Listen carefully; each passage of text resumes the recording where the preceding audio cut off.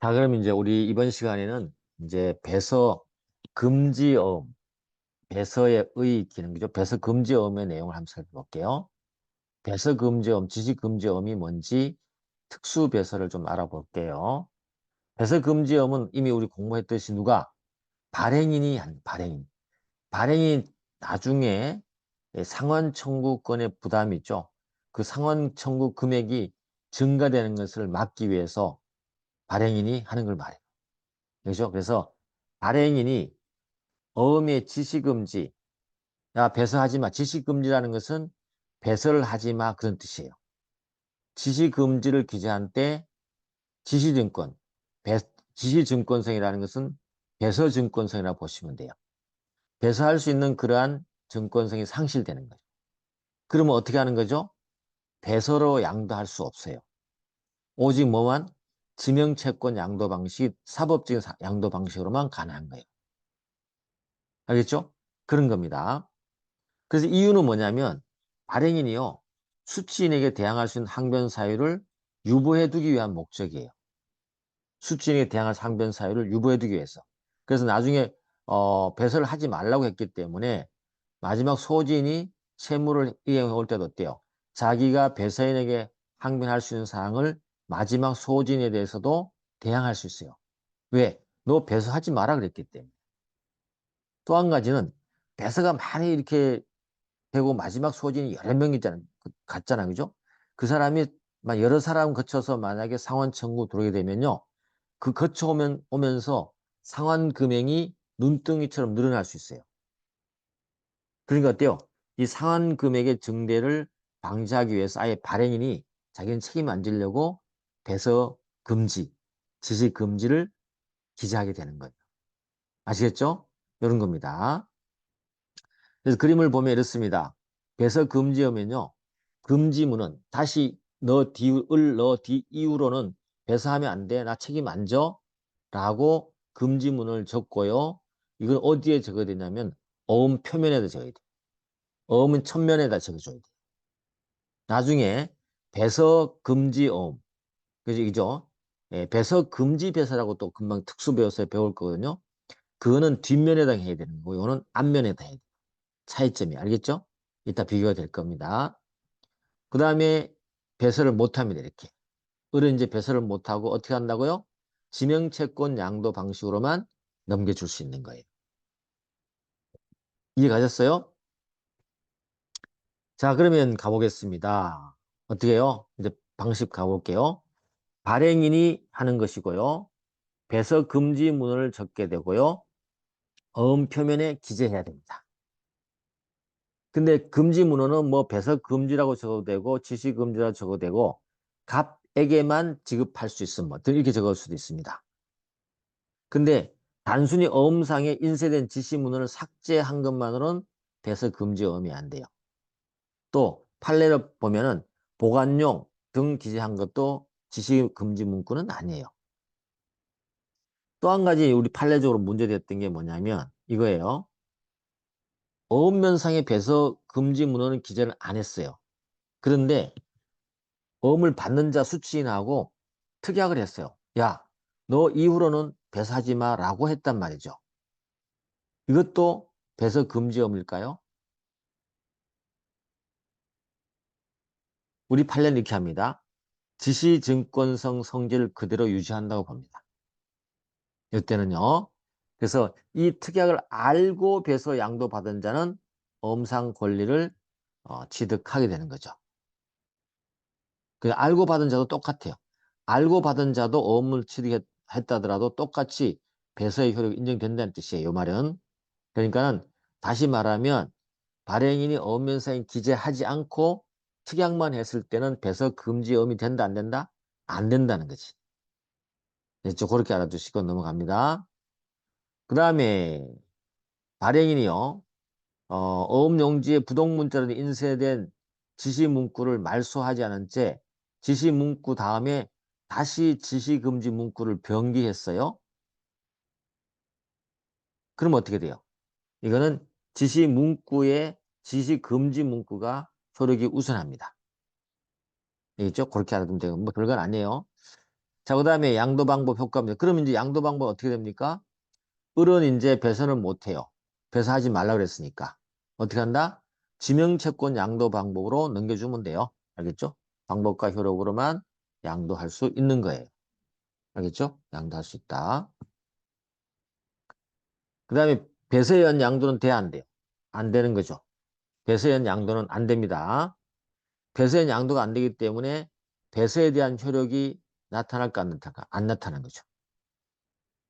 그래서 자격 수요적 효력도 이제 없고 선의취득도 안 되고 인적 항변 절단도 안 되고 배서인의 담보 책임도 인정되지 않는 거예요.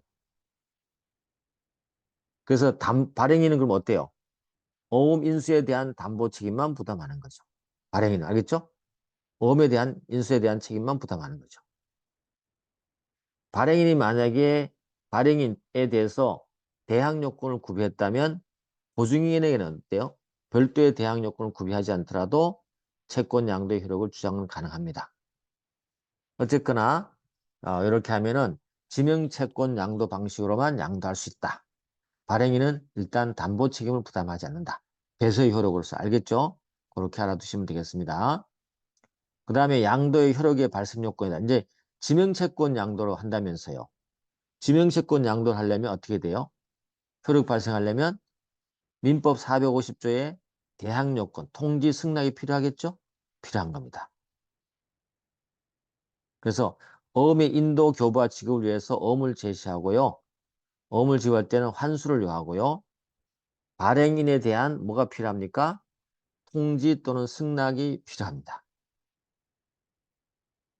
만약에 인수된 어음이라면 인수인의 승낙이나 인수에 대한 통지도 다 필요해요. 어쨌거나 이게 뭐 시험에 여러분이 나오지는 않습니다. 왜냐하면 그렇게 의미가 있는 건 아니고 어쨌거나 양도의 효력 발생 요건은 어때요? 대항 요건은 통지 승낙이 필요하다. 발행인에 대한 그 내용을 여러분이 알아두시면 돼요. 알겠죠? 어떻게 한다? 지명채권. 을이 만약에 병에게 지명채권을 양도하잖아요. 그럼 채무자인 발행인이 어때요? 통지하거나 승낙받아야 되는 거예요. 그 말이에요. 알겠죠? 그런다. 됐어요. 배서금지엄을 해봤어요. 배서금지 해보고 이제 우리가 특수배서를 한번 보게 될 겁니다. 알겠죠? 특수배서를 한번 보게 될 겁니다. 다 해봤지만 특수배서는 첫 번째가 배서금지 배서예요. 이게 중요합니다. 왜냐하면 이게 앞쪽에 조금 전에 봤던 배서금지엄하고 용어가 막 헷갈려요. 여기는 뭐예요? 배서금지 배서고 우리 앞쪽에 했던 건 배서금지어음이에요. 달라요. 배서금지어음하고 배서금지 배서는 달라요. 자, 배서인이요. 여기는 누가 하냐면 배서금지어음은 발행인이 했잖아요. 요건 누가 하냐면 배서인이 하는 거예요. 배서인이. 배서인이 어때요? 배서인도 어때요? 그 다음 이후의 자에게 담보 책임을 부담하고 싶지 않은 경우 있겠죠. 오직 피배서인에 대해서만 자기가 담보 책임을 부담하고 싶잖아요. 그럴 때는 피배서인에게 자기의 배서 이후에 새로 하는 배서를 금지할 수 있어요. 알겠죠?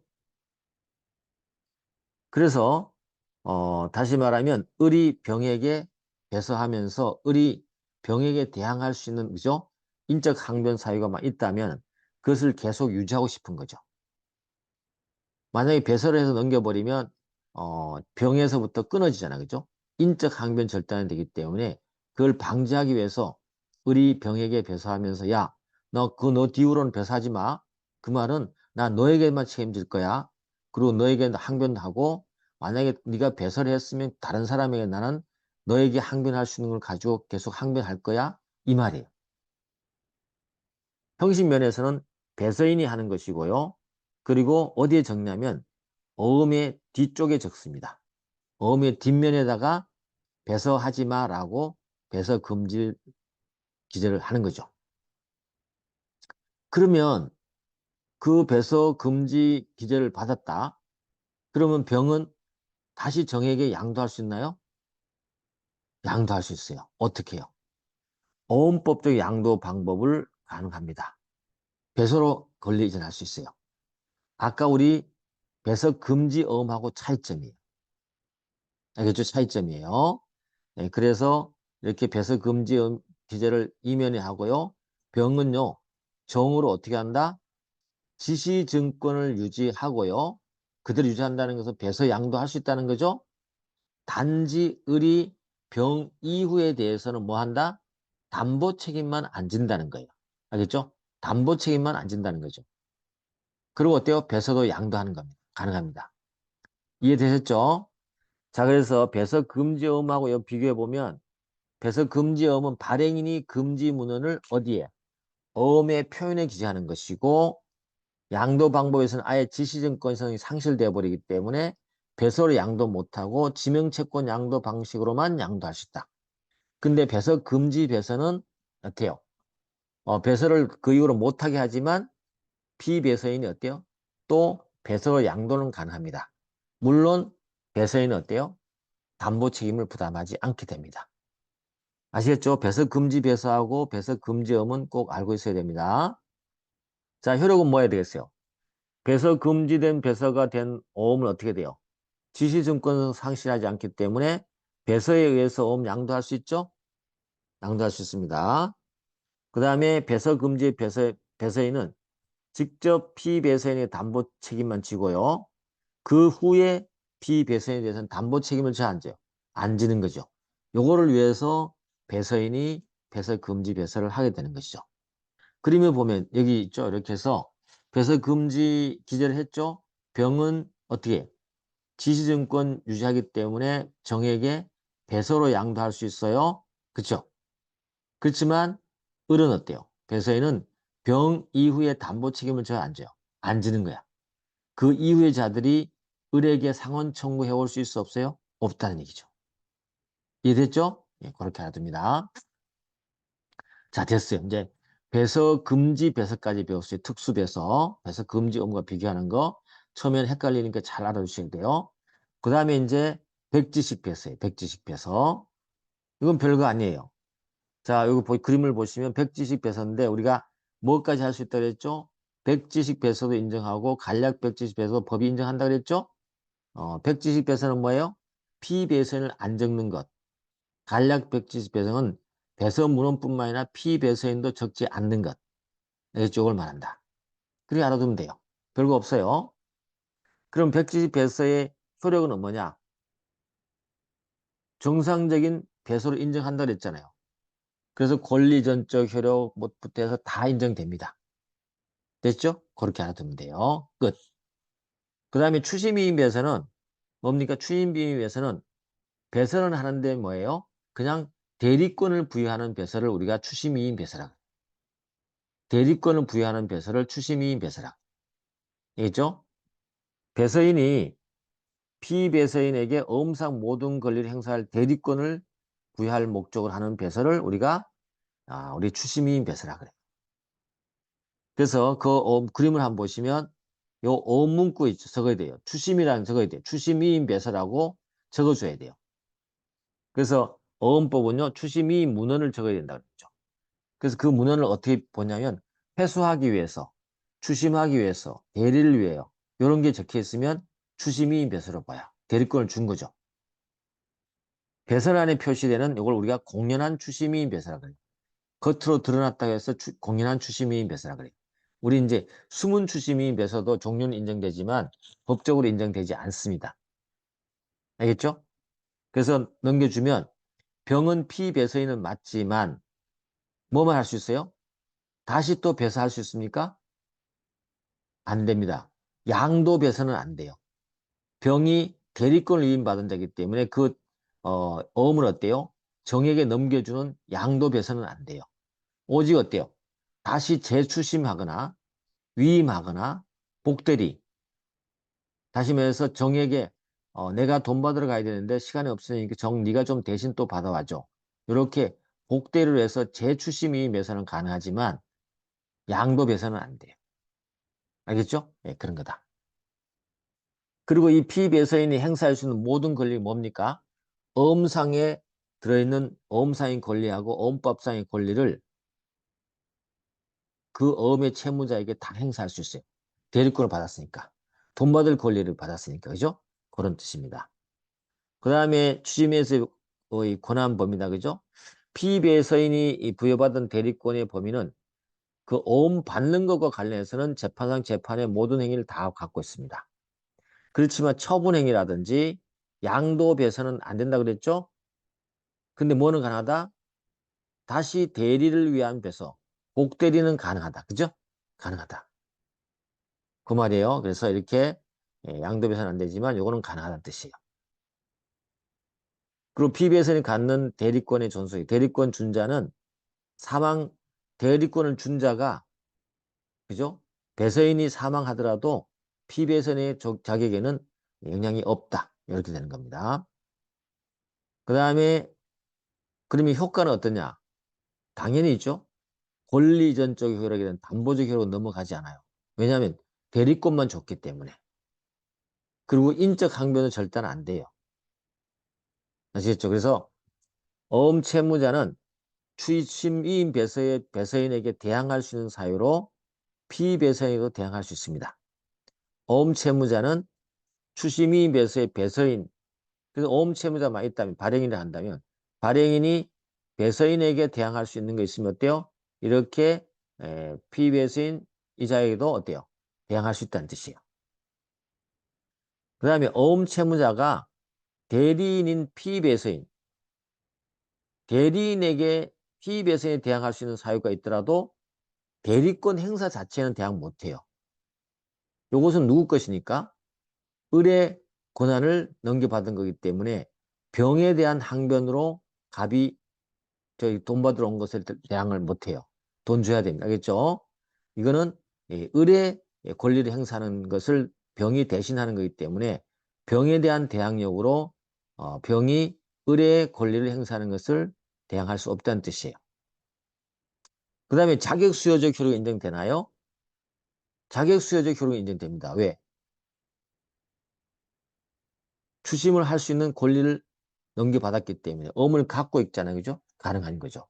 또 한 가지는 어때요? 지급인이 그 엄을 갖고 있는 자에게 권리 추정력이 인정되기 때문에 돈을 줬다? 그러면 지급인은 면책도 되는 거죠. 그렇지만 뭐는 안 됩니까? 선의취득은 안 됩니다. 왜냐하면 이 피배서인 대리권만 넘겨받은 이 어음상의 권리를 받아봤자 대리권에 대한 내용을 넘겨받아봤자 의미가 없는 거죠. 선의취득에 대해서 독립적 경제적 이익이 없어요. 대리권을 취득한다 한들 그게 무슨 이익이 있겠어요. 그죠? 그래서 이건 선의취득만은 인정 안 됩니다. 그래서 자격수요적 효력 인정됩니다. 뭐는 안 된다? 권리전적이 담보적 효력, 인적 항변 절단은 안 돼요. 근데 자격수요적 효력은 인정돼요. 그렇지만 자격수요적 효과로서의 선의취득은 인정되지 않는다. 그렇게 알아두셔야 돼요. 이해되셨나요? 자, 그럼 넘어가 보겠습니다. 입질배서다. 질권, 입질배서인데 이거 뭐 시험에 자주 나오지는 않지만 그냥 질권 설정하는 배서예요. 배서를 해주는데 질권으로 담보로 넘겨주는 거예요. 어음소지인이 자기의 제3자 채무를 담보하기 위해서 어음상 권리의 질권을 설정해서 배서해 주는 거 말이에요. 질권 설정 배서예요. 알겠죠? 그래서 이렇게 하여튼 병행했죠. 그 다음 밑에 가보시면 이제 배설안에 입질하기 위해 담보를 하기 위해서 이런 것을 표시해 준단 말이죠. 이걸 입질 배설이라 그래요. 이제 비교를 해보면 담보 책임은 부담, 담보 배설은 구별되고 그것도 뭐 크게 중요하지 않고요. 그 다음에 어음 권리적 아닌 이상 피배서인이요. 한 배서는 대를 위한 배서의 효력만 있지 어음의 양도 배서는 또 인정 안 돼요. 그래서 입질 배서를 받은 피배서인이 그죠? 이거를 다른 곳에 또 양도 배서한다. 그건 안 돼요. 왜냐하면 소유권자가 아니기 때문에 그냥 배설을 했다 하더라도 이거는 추심위임의 효력만 존재하지 다른 건 없어요. 알겠죠? 그렇게 알아두시고 뭐 효과는 간단하게 권리전적 효력 없습니다. 왜냐하면 담보적 효력만 하도록 했기 때문에 질권 설정했기 때문에 인적 항변 절단도 인정됩니다. 알겠죠? 인적 항변 절단도 인정됩니다. 이거는요. 그래서 어음 채무자는 배선에 대한 인적 항변으로 피배선에 대항 못하지만 채무자는 해야 할 것을 알고 어음을 취득한 경우는 대항할 수 있어요. 그 다음에 어음시험은 비배선에 대한 인적 항변 사유인 때는 대항할 수 있다. 담보적 효력은 인정되겠죠. 자격 수요적 효력도 인정되죠. 근데 여기는 추심이 비해서 다른 점이 하나 있어요. 어음상 권리 자체 선의 취득은 안 되지만 어음상 권리에 대한 질권 자체는 어때요? 선의 취득하더라도 경제적 이익이 존재하죠. 그죠? 인정해 줍니다.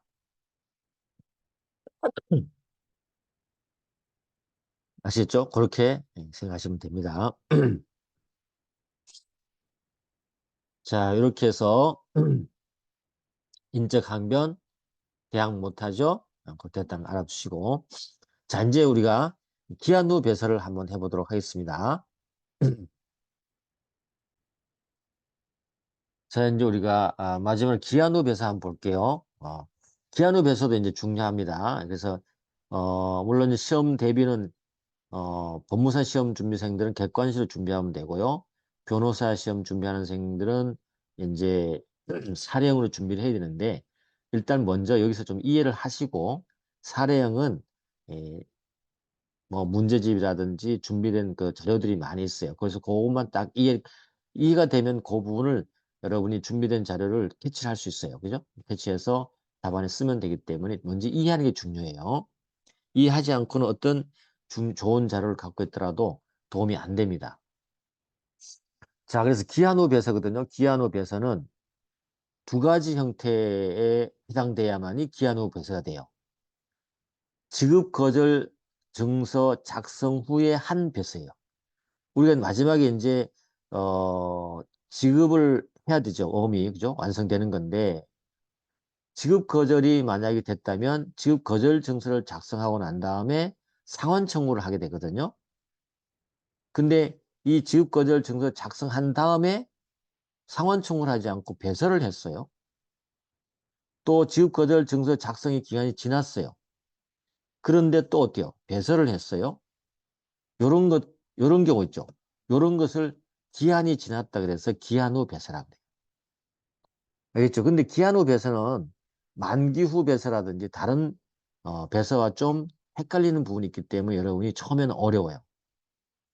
일단 요 기한 후 배설은 요 두 가지에 해당된다는 걸 먼저 숙지를 먼저 하셔야 돼요. 자, 그러면 구분을 해보기 위해서 그림을 한번 그려보면 이렇습니다. 이렇게 어음이 만기가 도래했어요. 그 다음에 만기가 도래 돈 달라고 했는 돈 달라고 가봤더니 돈을 안 주네? 안 주죠? 안 주는데 이게 뭐냐면 지급 거절 증서 작성 기간입니다. 만기가 되는데 돈을 달라고 했는데 돈을 안 줬죠. 안 줬을 때 이렇게 우리가 요거를 이제 거절 증서 작성 기간이라 그래요. 그렇게 합시다. 그렇게 하고 그 다음에 또 하나 생각해보면 만료일 이후다. 중간에 있죠. 이렇게 지급 거절 증서 작성 기간에 배설을 했어요. 그렇다 하더라도 작성 기간에 안에 그냥 배설을 했다 하더라도 이거는 만기 후 배설하고 봅니다. 그럼 어떤 거예요? 우리 분명히 했잖아. 지급 거절 증서 작성 후에 한 배설잖아요. 그죠? 작성 기간 안에 만약에 지급 거절 증서를 작성했어요. 작성한 다음에 배설하면 요거는 기한 후 배설이에요. 이걸 작성하지 않고 그냥 배설하면 이거는 만기 다음에 배설하고 해갖고 만기 후 배설하고 그래요. 이게 많이 헷갈려요. 설령 지급 거절증을 만기 지난 다음에 거절증 작성 기간 안에 있잖아요. 안에 있더라도 거절 증서를 작성하지 않고 배설하면 그거는 만기 후 배설하요. 이 만기 후 배설은요, 법에 의해서 만기 전 배설과 동일하게 취급합니다. 됐죠? 그 다음에 지급 거절 증서 작성 기간이 지났어요. 지난 후에 이렇게 배설을 했어요. 이것도 뭐예요? 기한 후 배설되는 거죠. 자, 기한 후 배설의 지점이 어디예요? 여기와 여기라는 걸 여러분이 알아두셔야 돼요. 그래서 만기 후 배설 헷갈리면 안 돼요. 알겠죠? 자, 만기 후라고 하더라도 지급 거절 증서 작성 기한이 경과되기 전이면 지급 거절 증서도 작성되지 않은 상태에서 배설했다? 요거는 만기 후 배설죠? 이건 뭘로 본다? 만기 전의 배수와 동일한 효력이 있다고 법이 인정해줘요. 알겠죠? 그렇게 알아두셔야 된다. 자, 그러면 기한 후 배서의 적용 범위다. 기한 후 배서는 배서뿐만 아니라 교비에 의한 방식도 포함됩니다. 알겠죠? 그 다음에 수표법은요. 지급인의 선언 있죠. 지급인의 선언 이후에 한 배서도 기한 후 배서라고 해요. 지급인의 선언, 어음교환서의 선언, 알겠죠? 이후에 한 배서도 기한 후 배서라고 합니다. 알겠죠? 지급인이 돈 안 주겠다 했던 그죠? 그런 선언이 있을 때 그 이후에 한 배서도 기한 후 배서로 본다. 어쨌거나 수표는 뭐 어려우면 생각 안 하셔도 되고 기한 후 배서와 만기 후 배서의 위치를 구분해 놓는 게 제일 중요합니다. 됐죠? 그러면 끝났어요, 사실은. 별거 아니에요. 그 다음에 배서가 이루어진 시하고 이걸 또 따져봐야 돼요. 그럼 배서가 이루어진 시기가 언제냐 이거죠. 배서 일자를 통해서 판단합니다. 배서 일자. 배서 한 날짜를 통해서 판단해요. 근데 만약에 배서 날짜를 적지 않았어요. 그러면 어때요? 배서 날짜를 원래 적도록 돼 있잖아요. 근데 배서 날짜가 안 적혀 있어요. 그러면 어때요? 기한 전 배서로 우리는 추정해 줍니다. 기한 전 배서로 추정해 줍니다. 알아두셔야 됩니다. 배서 날짜를 적으면 배서 일자를 통해서 이게 기한 후 배서다 아니라 판단하는데 만약에 날짜가 적혀 있지 않아요. 기한 전 배서로 추정해 주는 거예요. 근데 실제로 배서가 이루어진 날짜와 음에 기된 배서 일자가 달라요. 그러면 실제 배서일을 기준으로 기한 후 배서 여부를 판단합니다. 알겠죠? 실제 배서일 기준으로 판단한다는 것이고 배서일자의 기재가 만기 전이고요. 배서의 일자 기재가 만기 전이고 실제 배서일자가 종료 후에 있었다. 요거는 기한 후 배서되는 거죠. 그래서 우리는 뭘로 따진다? 실제 배서일자, 그죠? 배서일자가 실제 배서한 날도 따진다는 거죠. 배서일자 기재가 형식적 기재했지만 실제 배서는 나중이라는 거죠. 배서일자가 종료 후에 있었다면 이거는 기한 후 배서되는 거죠. 자, 가보면 이렇습니다. 배서 날짜가 없이 됐다? 그럼 뭐예요? 기한 전 배서로 아예 추정해져 버립니다. 알겠죠? 그 다음에 이렇게 됐다. 배서 일자가 종료 후로 나오고요. 실제 배서 일자가 종료 전으로 돼 있어요. 그러니까 뭘로 따져요? 요거는 실제 배서 일자가 종료 전이니까. 알겠죠? 실제 배서 일자가 종료 전이니까 뭘로 봐요? 요때 배서된 거잖아요. 요것도 만기 후 배서를 보는 거죠. 왜냐하면 아직 거절 증서 작성하지 않고 적혀 있는 일자가 배서 일자 종료 후에요. 이쪽이에요. 그런데 실제 날짜는 어때요? 실제 배서 날짜는 종료 전이잖아요. 그죠? 이때는 만기 후 배서가 되는 거죠. 이해되셨나요? 그런데 보니까 배서 일자는 만기 전으로 기재되어 있어요. 근데 실제 배서 일자가 어때요? 요 종료 이후에 되어 있는 거야. 그때는 당연히 기한 후 배서가 되는 거죠. 그렇다면 결론이 뭐예요? 이 배서일자를 가지고 판단하는데 이 배서일자는 실제 배서했냐 안 했냐 그 날짜를 기준으로 해서 뭘 따진다? 기한 후 배서, 기한 전 배서를 따진다. 알겠죠? 그런 의미를 갖고 있습니다. 그 다음에 기한 후 배서 판단에서 인수가 전부 거절됐어요.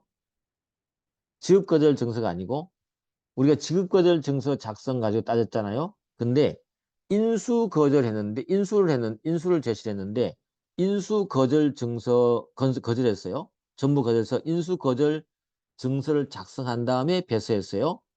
이것도 우리는 뭘로 본다? 기한 후 배서로 봅니다. 지급거절 작성 후에 어음과 동일하잖아요. 그죠? 신용의 정도가. 그래서 이것도 우리는 기한 후 배서로 본다는 거 알아두셔야 돼요. 됐습니까? 그래서 인수거절 증서 작성 기간이 있는데 이때 인수거절 증서를 작성하고 난 다음에 배서하면 기한 후 배서예요. 마찬가지로 인수거절 작성 기간이 지난 다음에 배서를 해도 똑같고요. 알겠죠? 그렇게 된다는 알아두시고 자, 그 다음에 기한 후 배서에서 요 판례가 이제 중요한 판례가 하나 있는데 이거예요. 지급거절 증서 작성이 면제되진 않았지만 만기 시에 지급 제시된 어음면에 교환필이라는 스탬프가 압날되고 피사치 또는 예금 부족 사유로 지급 거절한다는 취지의 지급은행이 부전이 첨부돼 있었어요. 예금 부족하니까 우리 지급 거절합니다. 라는 취지의 내용이 첨부되어 있었단 말이죠. 우리가 볼 때는 겉으로 볼 때 어때요? 지급 거절 사실이 어업면상 명백하죠. 그렇지만 이걸 우리가 지급 거절 다시 말해서 기한 후 배설을 볼 수 있나요? 그렇지는 않죠. 왜 그래요? 지급 거절한다는 취지의 첨부가 된 거 있죠. 이걸 우리가 지급 거절 증서로 볼 건가가 문제되는 거죠. 우리 판례는 그거는 아니다 그랬어요.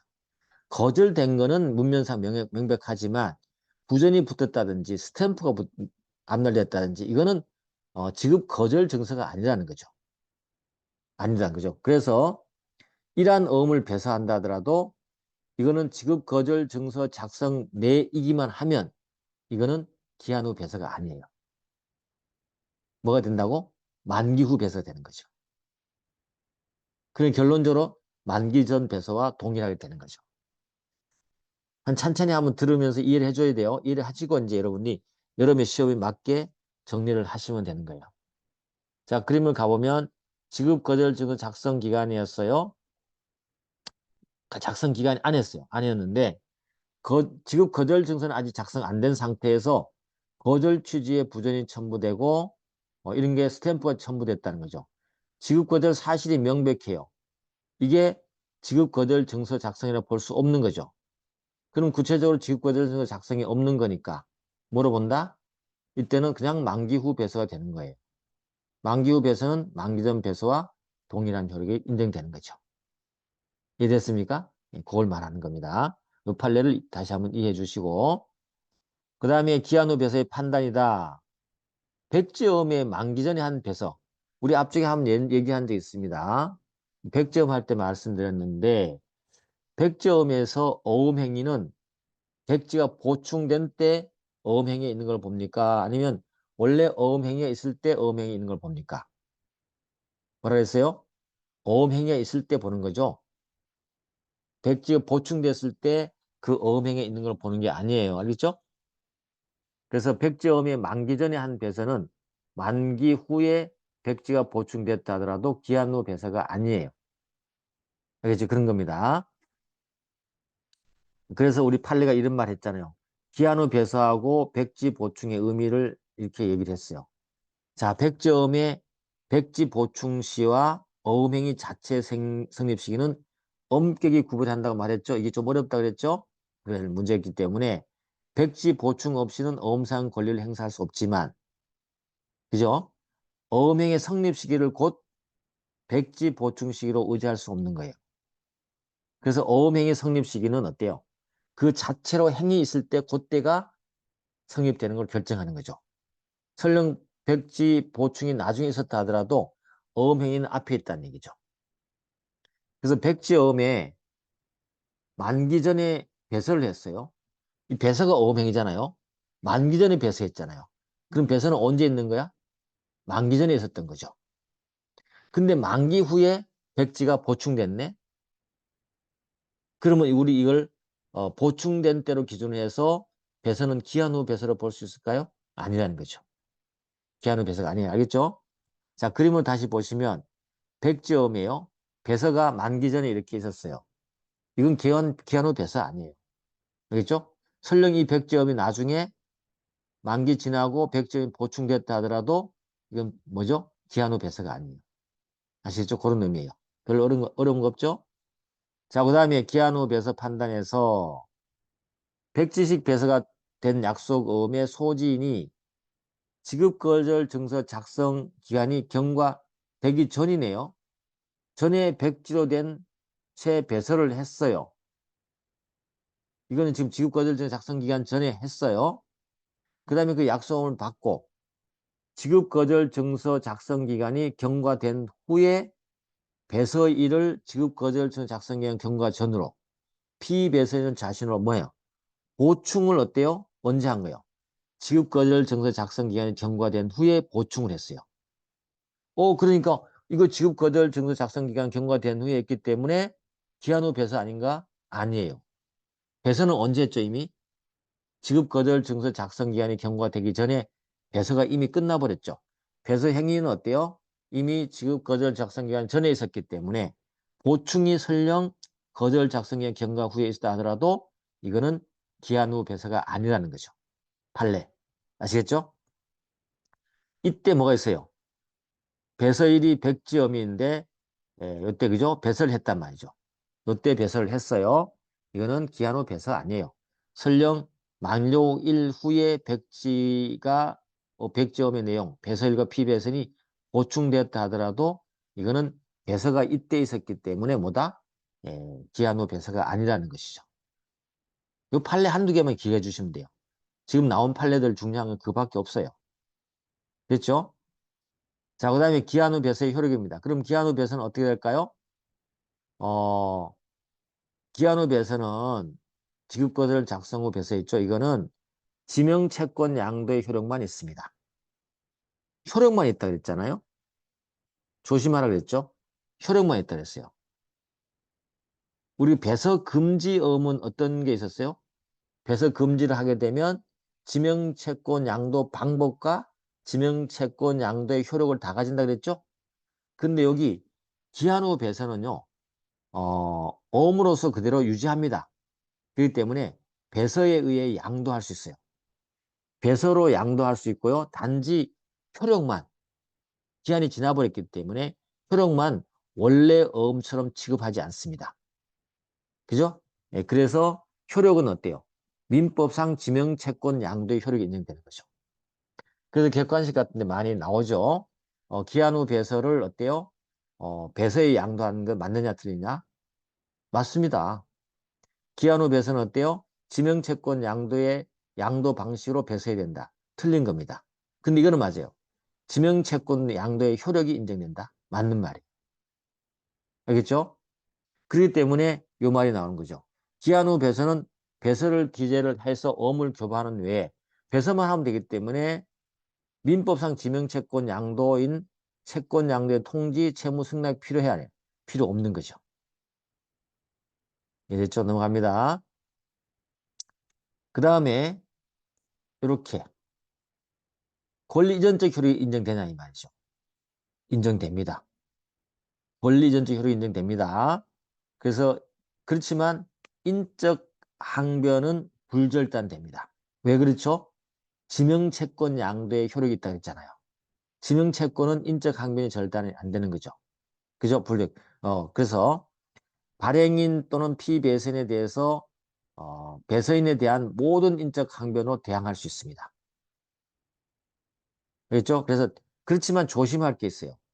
이 판례를 조심해야 되는데 그래서 인적 항변이 불절단되기 때문에 발행인은 피배선이 갖고 있던 모든 항변을 할 수 있지만 언제 거냐면 기한 후 배서 당시까지 이미 발생한 것에 대해서만 대항할 수 있는 거지 기한 후 배서 이후에 발생한 어떤 항변 사유로는 할 수 없어요.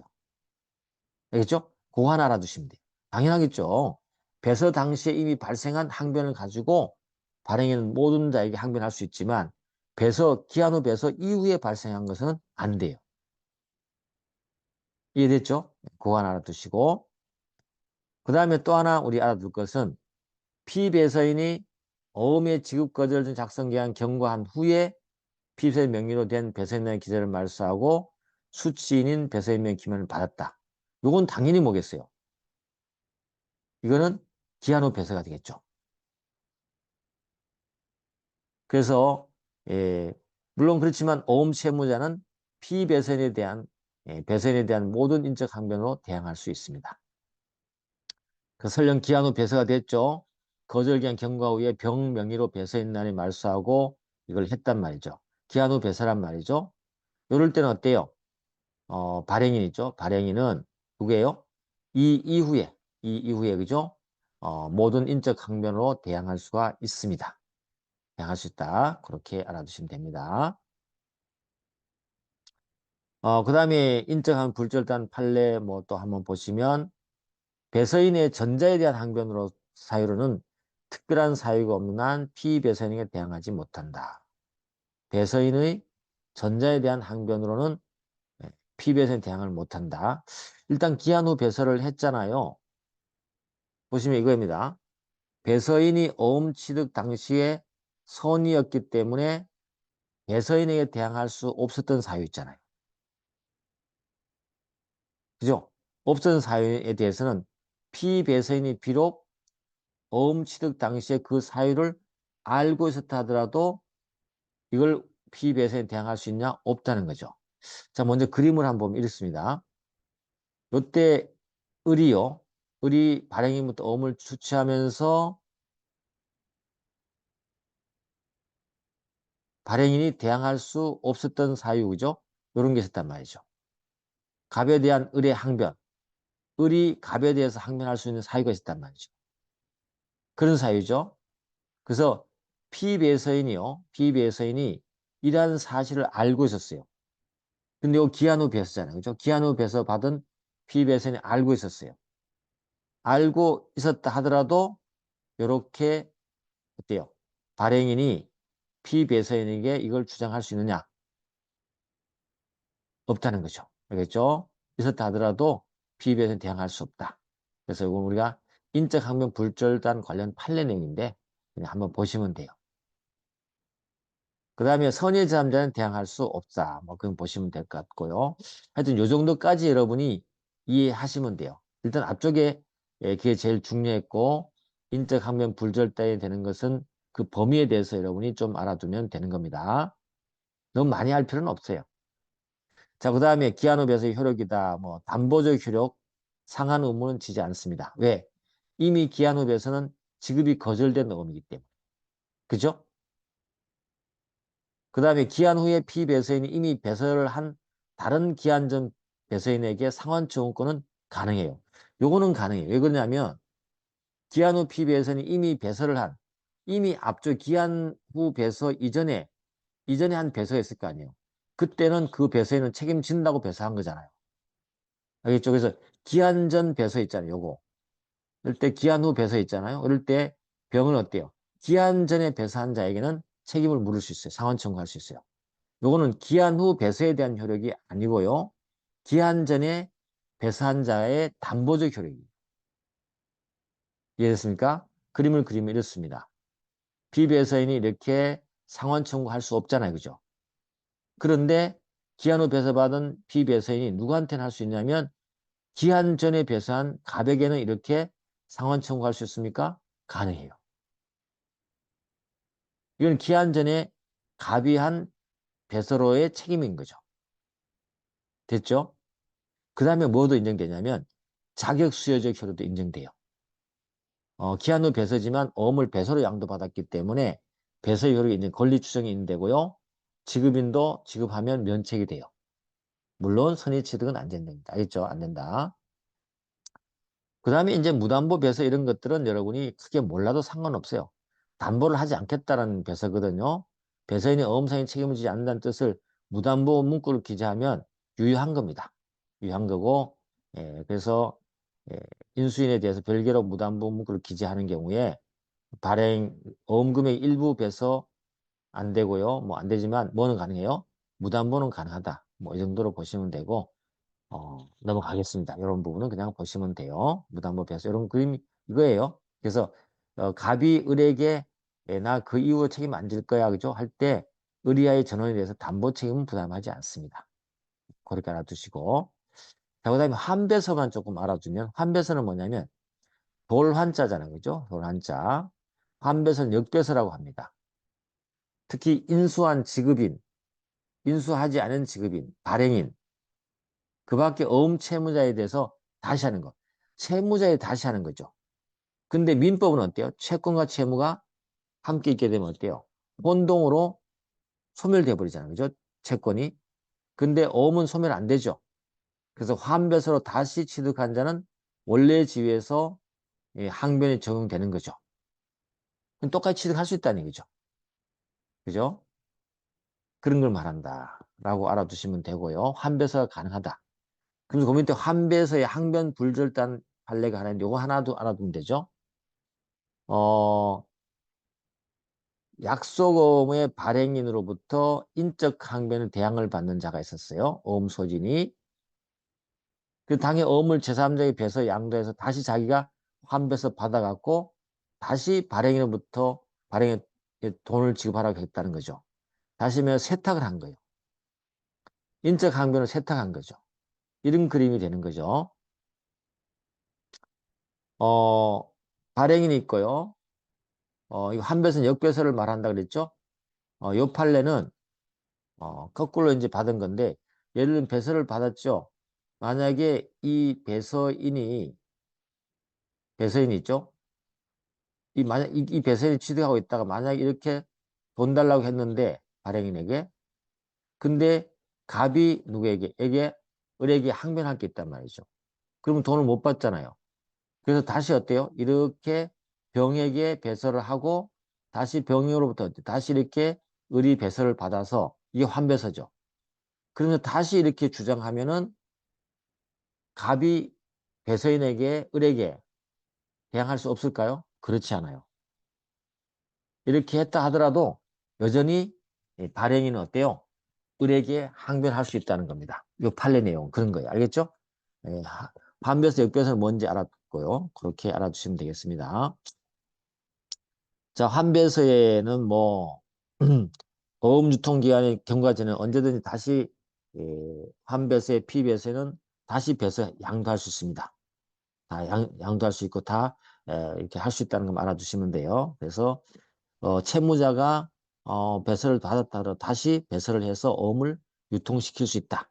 그럼 똑같은 담보의 효력이 인정된다고 알아두시면 돼요. 담보라든지 배서의 효력이 인정된다고 알아두시면 되는 거기 때문에 이것도 크게 뭐 많이 공부할 건 없습니다. 여기 적힌 대로만 보시면 돼요. 그 다음에 환배서의 피배서인의 어음 채권 행사인데 이것도 뭐 이해되면 좋고요. 안 해도 상관없습니다만은 주채무자가 만약에 환배서를 받은 자라고 합시다. 그러면 누구에 대해서도 어음상 권리는 행사를 못하죠. 왜? 자기가 채무자이기 때문에 이 어음이 소멸되지는 않지만 자기가 주채무자이기 때문에 다른 사람에게 어때요? 어음상 권리를 행사할 수 없어요. 없는 것이. 없죠. 근데 만약에 예외가 있다면 주채무자가 환배서를 기준해서 자신의 전자에 대해서 어음상 책임을 부담하지 않는 경우는 그때는 상환 청구를 행사를 할 수 있습니다. 그런 내용이요. 또 주채무자가 전자, 배선에 대항할 수 있는 어음 항변 사유가 있으면 상환 청구도 가능해요. 또 환음의 인수인이 인수를 일부만 인수했다는 거죠. 그럴 때 그 자녀분에 대해서는 상환 청구도 할 수 있겠죠. 뭐 이런 것은 예외 사유입니다.